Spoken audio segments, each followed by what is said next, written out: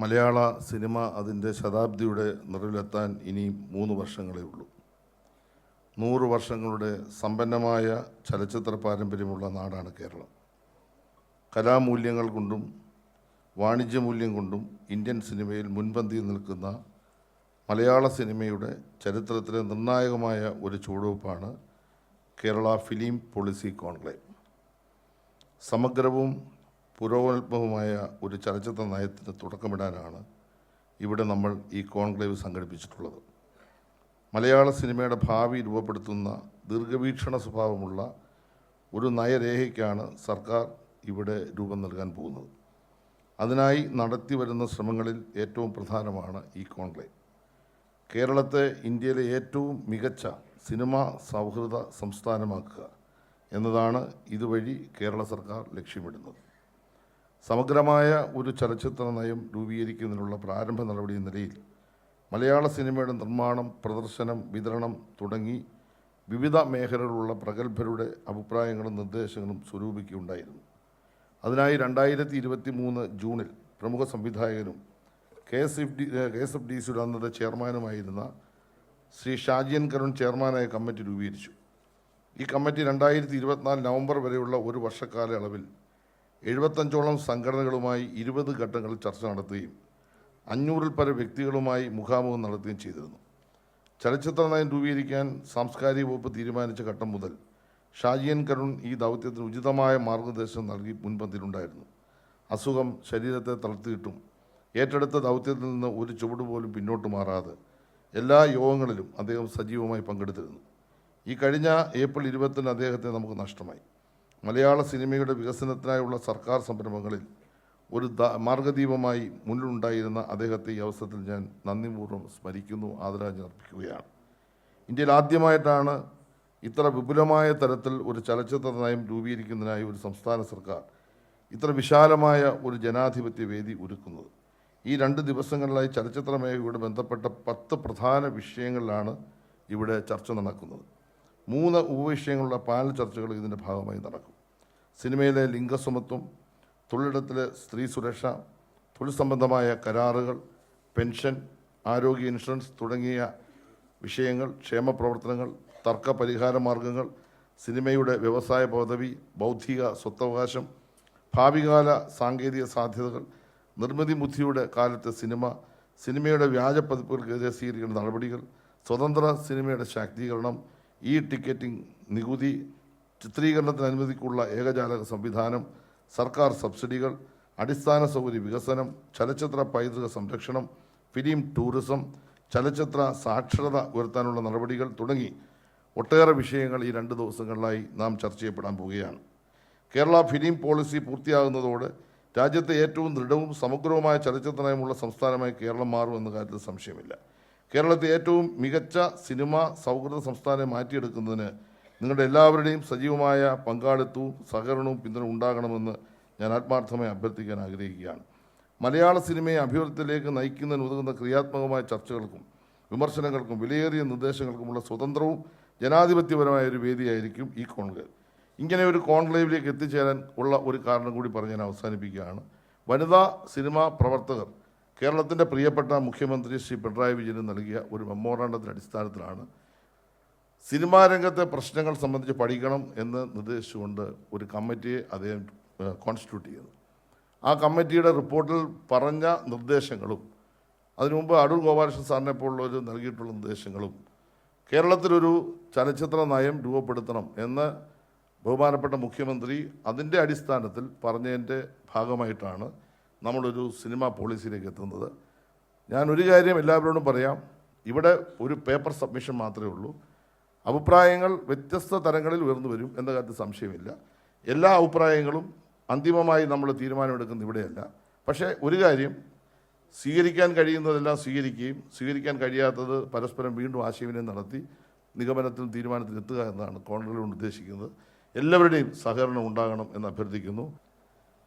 മലയാള സിനിമയുടെ സർവതല സ്പർശിയായ വളർച്ചയ്ക്കും വികസനത്തിനുമായി സമഗ്രമായ ഒരു ചലച്ചിത്ര നയം രൂപീകരിക്കുക എന്നത് പ്രധാനമാണ്. ആ ലക്ഷ്യത്തോടെ സംഘടിപ്പിച്ചിരിക്കുന്ന ഈ കേരള ഫിലിം പോളിസി കോൺക്ലേവിൽ പങ്കെടുക്കാൻ കഴിഞ്ഞതിലുള്ള സന്തോഷം ആദ്യമേ തന്നെ രേഖപ്പെടുത്തട്ടെ. മറ്റ് പല കാര്യങ്ങളിലും രാജ്യത്തിനാകെ മാതൃകയായി തീർന്ന കേരളത്തിൻ്റെയും മലയാള സിനിമയുടെയും ശ്രദ്ധേയമായ ചുവടുവെപ്പാണ് ചലച്ചിത്ര നയ രൂപീകരണവും അതിനായി സംഘടിപ്പിക്കപ്പെട്ടിരിക്കുന്ന ഈ കോൺക്ലേവും. 1978 നവംബർ 7-ന് 1928 നവംബർ 7-ന് തിരുവനന്തപുരം ക്യാപിറ്റോൾ തിയേറ്ററിൽ പ്രദർശിപ്പിച്ച JC ഡാനിയലിൻ്റെ വിഗതകുമാരനിൽ നിന്നാണ് മലയാള സിനിമയുടെ ചരിത്രം തുടങ്ങുന്നത്. ആ തിരുവനന്തപുരം തന്നെ ഇത്തരമൊരു ഉദ്യമത്തിനും വേദിയാകുന്നുവെന്നത് ശ്രദ്ധേയമായ കാര്യമാണ്. വിഗതകുമാരൻ പ്രദർശിപ്പിക്കപ്പെട്ടതിനെ തുടർന്നുള്ള ഘട്ടങ്ങളിൽ അതിവേഗത്തിലുള്ള വളർച്ചയ്ക്കും വികാസത്തിനും മലയാള സിനിമ സാക്ഷ്യം വഹിച്ചു. 1927 ജാസ് സിംഗർ എന്ന അമേരിക്കൻ ചിത്രത്തിലൂടെ ലോക സിനിമ സംസാരിച്ചു തുടങ്ങി. കേവലം 11 വർഷം പിന്നിട്ടപ്പോൾ ബാലൻ എന്ന ശബ്ദ സിനിമ മലയാളത്തിലുണ്ടായി. കഴിഞ്ഞ 9 ദശകക്കാലത്തിനുള്ളിൽ കേരളം എന്ന ദേശത്തെ ആഗോള ഭൂപടത്തിൽ അടയാളപ്പെടുത്താൻ മലയാള സിനിമയ്ക്കും ഇവിടുത്തെ ചലച്ചിത്ര പ്രതിഭകൾക്കും കഴിഞ്ഞിട്ടുണ്ട്. ഒട്ടനവധി ദേശീയ അന്തർദേശീയ പുരസ്കാരങ്ങൾ മലയാള സിനിമ ഇതിനകം കരസ്ഥമാക്കിയിട്ടുണ്ട്. അതുകൊണ്ടുകൂടിയാണ് ഉയർന്ന സാക്ഷരത മാത്രമല്ല, ഉയർന്ന ദൃശ്യ സാക്ഷരതയും ഉന്നതമായ ചലച്ചിത്ര ആസ്വാദന ശേഷിയുമുള്ള നാടായി നമ്മുടെ കേരളം വിലയിരുത്തപ്പെടുന്നത്. കേരളത്തിൻ്റെ സാമൂഹ്യ പുരോഗതിക്ക് വേണ്ട സാംസ്കാരിക ഊർജം പകരുന്നതിൽ മലയാള സിനിമ വലിയ സംഭാവനയാണ് നൽകിയിട്ടുള്ളത്.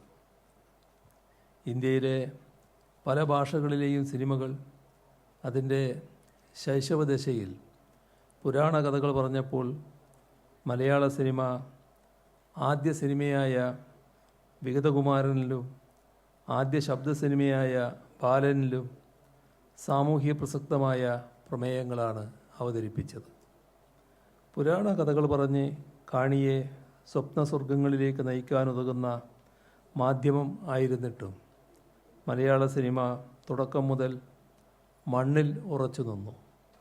സ്വാധീനശക്തി കൂടിയ ബഹുജന മാധ്യമം എന്ന നിലക്ക് ഒരു പ്രബുദ്ധ കേരളം പടുത്തുയർത്തുന്നതിൽ സിനിമയ്ക്ക് നിർണായകമായ പങ്ക് വഹിക്കാനുണ്ടായിരുന്നു. വിവിധ നാട്ടുരാജ്യങ്ങളായി ഭിന്നിച്ചു നിന്നിരുന്ന മലയാളികൾ ഒരൊറ്റ ഭാഷാ ദേശീയതയായി ഐക്യപ്പെടുന്നത് 50കളിലാണ്. വിവേചനങ്ങൾക്കും ചൂഷണങ്ങൾക്കുമെതിരെ നിലകൊണ്ട നവോത്ഥാന പുരോഗമന പ്രസ്ഥാനവും അധിനിവേശത്തിനെതിരെ പൊരുതിയ ദേശീയ പ്രസ്ഥാനവുമാണ് മലയാള സിനിമയുടെ ആദ്യകാല ആശയമണ്ഡലത്തെ സ്വാധീനിച്ചത്. അവശവിഭാഗങ്ങളോടുള്ള അനുകമ്പയും എല്ലാവിധ അടിച്ചമർത്തലുകൾക്കും അനീതിക്കും എതിരായ പൊതുബോധവും ആ കാലഘട്ടത്തിലെ സിനിമ പ്രതിഫലിപ്പിച്ചു. അങ്ങനെ 50 മുതൽ മലയാള സിനിമ അതിൻ്റെ സാമൂഹിക പ്രതിബദ്ധത വ്യക്തമാക്കി. നവലോകം, Neelakuyil, news paper boy, Rarichan എന്ന പൗരൻ തുടങ്ങിയ 50കളിലെ സിനിമകൾ അതിനുള്ള ഉദാഹരണങ്ങളാണ്. മലയാള സിനിമയ്ക്ക് ദേശീയ തലത്തിൽ ആദ്യ ബഹുമതി നേടിക്കൊടുത്തത് 1954 പി. ഭാസ്കരനും രാമു കാര്യാട്ടും ചേർന്ന് സംവിധാനം ചെയ്ത നീലക്കുയിലാണ്. 1965 ഇന്ത്യയിലെ ഏറ്റവും മികച്ച ചിത്രത്തിനുള്ള രാഷ്ട്രപതിയുടെ സ്വർണ്ണ മെഡൽ നേടിയ ചെമ്മീൻ ദക്ഷിണേന്ത്യയിൽ ഈ ബഹുമതി ലഭിക്കുന്ന ആദ്യ ചിത്രമായിരുന്നു. പിന്നീട് ദേശീയ ചലച്ചിത്ര പുരസ്കാരങ്ങളിൽ ആധിപത്യം പുലർത്തുന്ന പ്രാദേശിക ഭാഷാ സിനിമയായി മലയാളം മാറി. ഇന്ത്യൻ നവതരംഗ സിനിമയുടെ പതാകവാഹകരായ അടൂർ ഗോപാലകൃഷ്ണനും അരവിന്ദനും ദേശീയ അന്തർദേശീയ തലങ്ങളിൽ മലയാള സിനിമയുടെ യശസ്സുയർത്തി. ഷാജി എൻ കരുണിൻ്റെ പിറവി 70ഓളം ചലച്ചിത്രമേളകളിൽ പ്രദർശിപ്പിക്കപ്പെടുകയും 31 പുരസ്കാരങ്ങൾ നേടുകയും ചെയ്തു. 4 മലയാളികൾ മുഖ്യവേഷങ്ങളിൽ അഭിനയിച്ച മലയാള ഭാഷയിലുള്ള ഓൾ വി ഇമാജിനസ് ലൈറ്റ് എന്ന ചിത്രം കഴിഞ്ഞ വർഷം കാൻ മേളയിൽ ഗ്രാൻഡ് പ്രീ പുരസ്കാരം നേടുകയുണ്ടായി. കലാമൂല്യം കൊണ്ട് മാത്രമല്ല, വാണിജ്യമൂല്യം കൊണ്ടും മലയാള സിനിമ വലിയ വിജയം കൈവരിച്ചിട്ടുണ്ട്. 1951 ജീവിതനൗകിയാണ് മലയാളത്തിലെ ആദ്യ സൂപ്പർ ഹിറ്റ് ചിത്രം. 1960 വരെ 10-ൽ താഴെ സിനിമകൾ മാത്രമേ പ്രതിവർഷം മലയാളത്തിൽ നിർമ്മിക്കപ്പെട്ടിരുന്നുള്ളൂ. 1965 പ്രതിവർഷം 30-ൽ പരം സിനിമകൾ നിർമ്മിക്കുന്ന ഇൻഡസ്ട്രിയായി മലയാളം മാറി. 1978 മലയാള സിനിമകളുടെ എണ്ണം 100 കടന്നത്. ആ വർഷം 125 സിനിമകൾ നിർമ്മിക്കപ്പെട്ടു. 2010 ശേഷം ഡിജിറ്റൽ സാങ്കേതികവിദ്യയുടെ വ്യാപനത്തോടെ പ്രതിവർഷം 200-ൽ പരം സിനിമകൾ മലയാളത്തിൽ നിർമ്മിക്കപ്പെടുന്നുണ്ട്. കോവിഡ് മലയാള സിനിമയെ പ്രതിസന്ധിയിലാക്കിയ 2020 പോലും 100-ൽ പരം സിനിമകൾ സെൻസർ ചെയ്യപ്പെട്ടിരുന്നുവെന്നത് ശ്രദ്ധേയമാണ്. കോവിഡ് കാലത്ത് തിയേറ്ററുകൾ അടഞ്ഞുകിടന്നപ്പോൾ OTT പ്ലാറ്റ്ഫോമുകൾ എന്ന പുതിയ തിരശ്ശീലയുടെ സാധ്യതകൾ മലയാള സിനിമ ഫലപ്രദമായി ഉപയോഗിച്ചു. മലയാള സിനിമയെ അടിസ്ഥാനമാക്കി ബോളിവുഡല്ല ഇന്ത്യൻ സിനിമയുടെ ദ്രുതകർമ്മസേനയെന്ന് ഗാർഡിയൻ പത്രം എഴുതി. 2024 234 സിനിമകളാണ് മലയാളത്തിൽ സെൻസർ ചെയ്യപ്പെട്ടത്. സെൻസർ സർട്ടിഫിക്കറ്റിനായി സമർപ്പിക്കപ്പെടാത്ത സ്വതന്ത്ര സിനിമകളുടെ എണ്ണം ഇതിനു പുറമെയാണ്.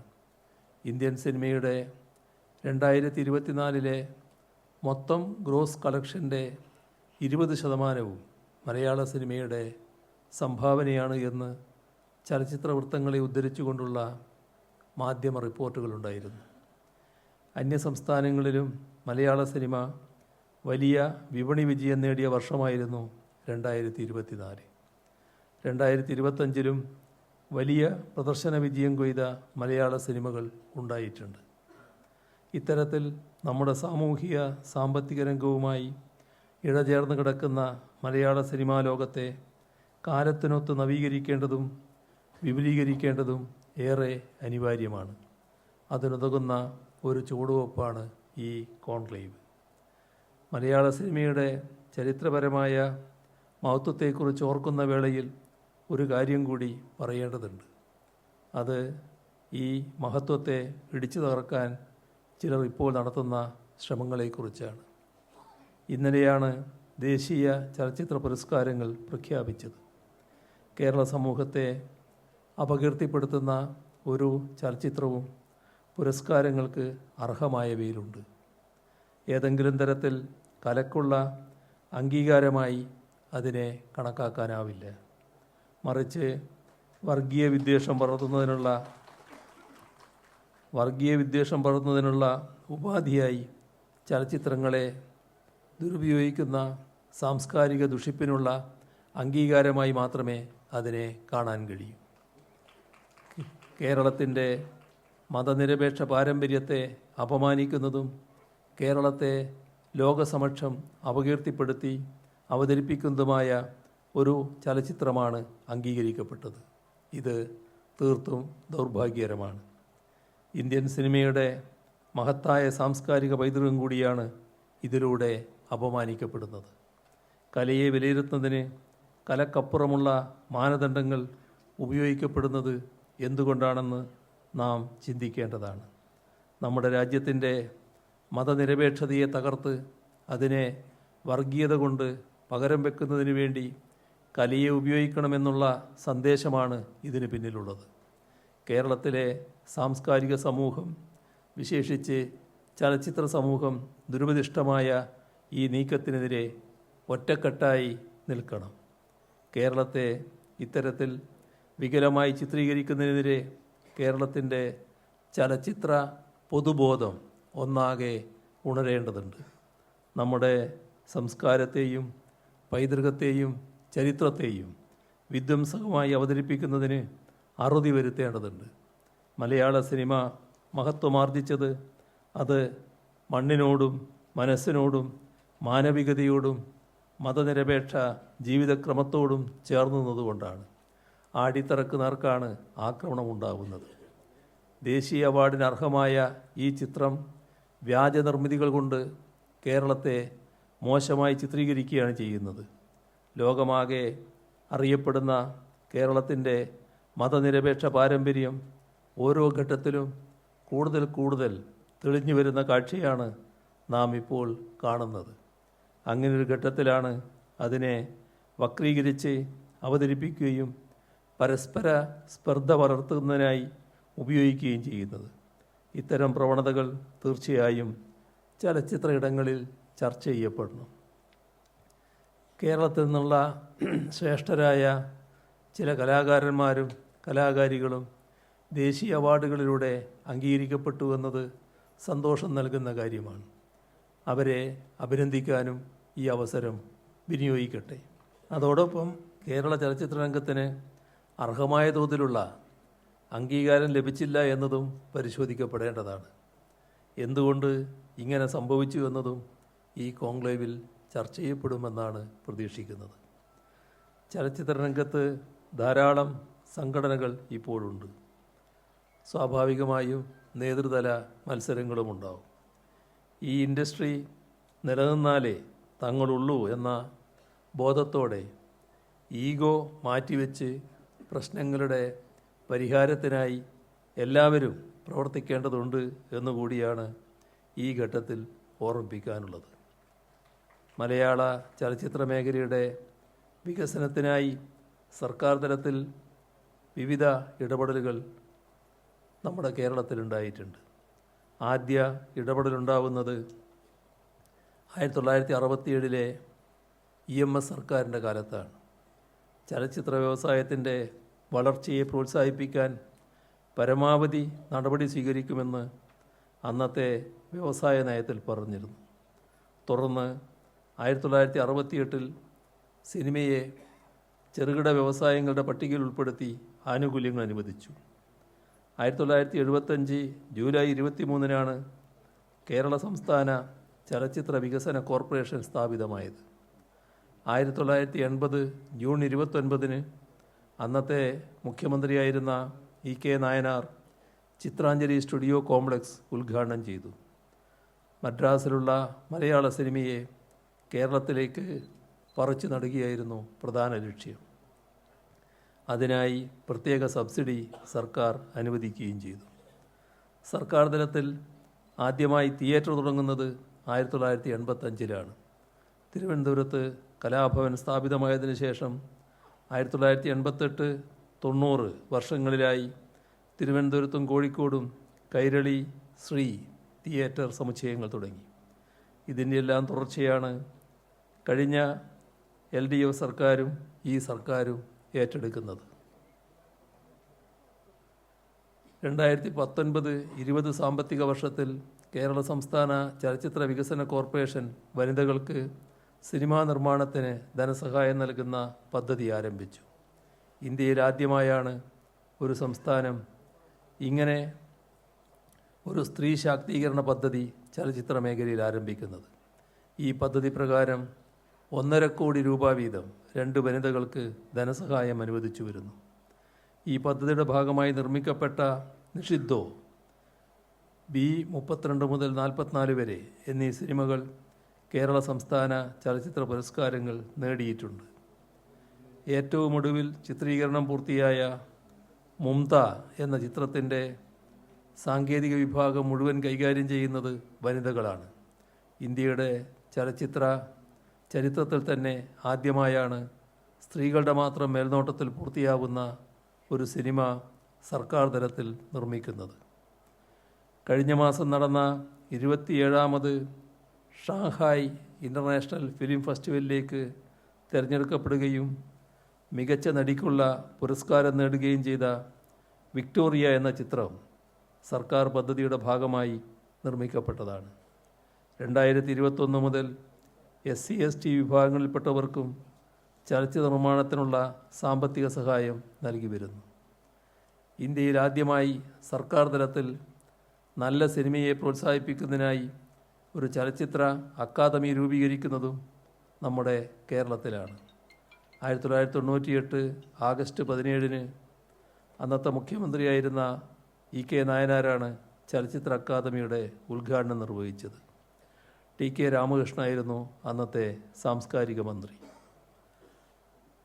ഇന്ത്യൻ സിനിമയുടെ ഗുണകരമായ മാറ്റത്തിനായി 1980 ശിവരാമകാരന്ത് കേന്ദ്ര സർക്കാരിന് സമർപ്പിച്ച റിപ്പോർട്ടിലെ ശുപാർശകളുടെ അടിസ്ഥാനത്തിൽ കേരള സർക്കാരിൻ്റെ സാംസ്കാരിക വകുപ്പ് സ്വീകരിച്ച നടപടികളുടെ ഫലമായിരുന്നു ഇത്. കഴിഞ്ഞ കാൽ നൂറ്റാണ്ടിനിടയിൽ ഉയർന്ന കലാമൂല്യമുള്ള സിനിമകളുടെ പ്രോത്സാഹനത്തിനായി കേരള സംസ്ഥാന ചലച്ചിത്ര അക്കാദമി സ്തുത്യർഹമായ നിരവധി പ്രവർത്തനങ്ങളാണ് നടത്തി വന്നിട്ടുള്ളത്. അന്താരാഷ്ട്ര ചലച്ചിത്ര നിർമ്മാതാക്കളുടെ സംഘടനയായ ഫിയാഫിൻ്റെ അംഗീകാരമുള്ള ചലച്ചിത്രമേളയായ IFFK 29 പതിപ്പുകൾ പൂർത്തിയാക്കി. പ്രേക്ഷക പങ്കാളിത്തം കൊണ്ടും പ്രദർശിപ്പിക്കുന്ന ചിത്രങ്ങളുടെ മികവ് കൊണ്ടും ഇന്ത്യയിലെ ഏറ്റവും മികച്ച മേളയെന്ന ഖ്യാതി നേടുന്നതിന് കഴിഞ്ഞിട്ടുണ്ട്. സിനിമകളിൽ ഒരു നിയന്ത്രണവുമില്ലാത്ത നിലയിൽ വയലൻസ് കടന്നു വരുന്നുവെന്ന് കരുതുന്നവരുണ്ട്. പ്രതീകാത്മകമായി അവതരിപ്പിക്കുമ്പോഴാണ് എന്തും കലാത്മകമാവുക. ഇക്കാര്യം ചലച്ചിത്ര സംവിധായകർ ഓർമ്മ വെക്കുന്നത് നന്നാകുമെന്നാണ് തോന്നുന്നത്. അതിഭീകര വയലൻസിൻ്റെ ദൃശ്യങ്ങൾ കുഞ്ഞുങ്ങളുടെ മനോഘടനയെപ്പോലും വികലമാക്കുമെന്ന് പലരും ഭയപ്പെടുന്നു. മയക്കുമരുന്നിനെയും രാസലഹരിയെയും മഹത്വവൽക്കരിക്കുന്ന ചിത്രങ്ങൾ കൂടുതലായി ഉണ്ടാവുന്നതായി കരുതുന്നവരുണ്ട്. ഇതും ശ്രദ്ധിക്കേണ്ടതാണെന്ന് തോന്നുന്നു. മയക്കുമരുന്ന് ഉപയോഗം പ്രചരിപ്പിക്കുന്നതിന് തുല്യമായ കുറ്റകൃത്യമാണ് അതിനെ മഹത്വവൽക്കരിച്ച് അവതരിപ്പിക്കുന്നതും. ചലച്ചിത്രങ്ങളുടെ ഇതിവൃത്തങ്ങളിൽ നിന്ന് മാത്രമല്ല, ചലച്ചിത്ര രംഗത്ത് നിന്നാകെ തന്നെ മയക്കുമരുന്ന് ഉപയോഗം തുടച്ചു നീക്കാനാവണം. സർക്കാർ ഇക്കാര്യത്തിൽ ദൃഢചിത്തതയോടെ തന്നെ ഇടപെടുകയാണ്.